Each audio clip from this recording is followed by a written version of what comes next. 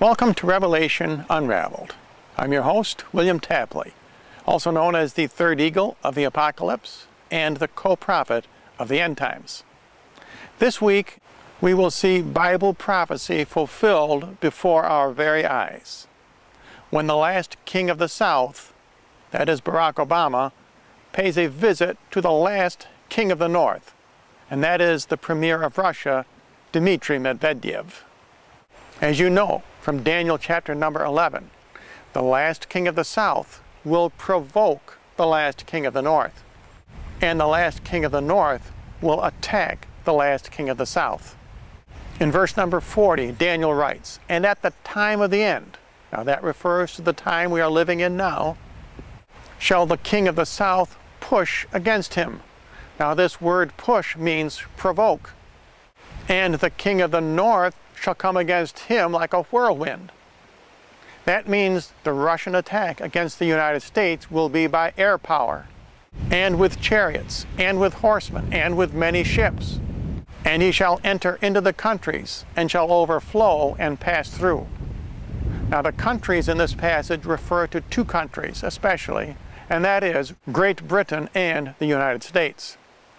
Not only is chapter number 11 of Daniel being fulfilled this week in Russia, but also chapter number 7, where three beasts come up out of the sea. And two of those beasts refer again to Obama and to Medvedev. The bear refers to Medvedev because Medvedev means bear in the Russian language. And the leopard refers to Barack Obama, because the leopard has a skin which is both black and white, which reflects the racial makeup of our president, and the leopard has 4 heads and 4 wings. That refers to President Obama as being our 44th elected president. In chapter number 7, the three beasts, the bear, the leopard, and the lion referring to the United Kingdom, all three of these beasts are supplanted by the final 4th beast. And this 4th beast is the final one-world communist tyranny, which will engulf the entire planet. Now this one-world system will be communist because Russia will win World War III. And I believe the seeds for this discord between the two great superpowers will be sown this week in the city of Moscow. I am predicting right now that Obama and Medvedev will not get along the way Putin and Bush did.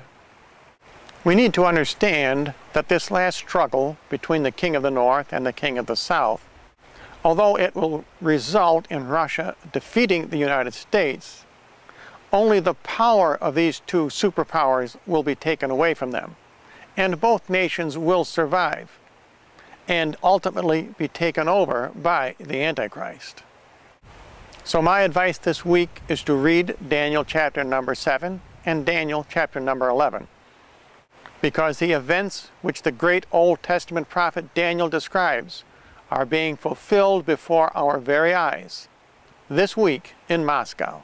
And if you would like more information, simply write to the address you see on your screen.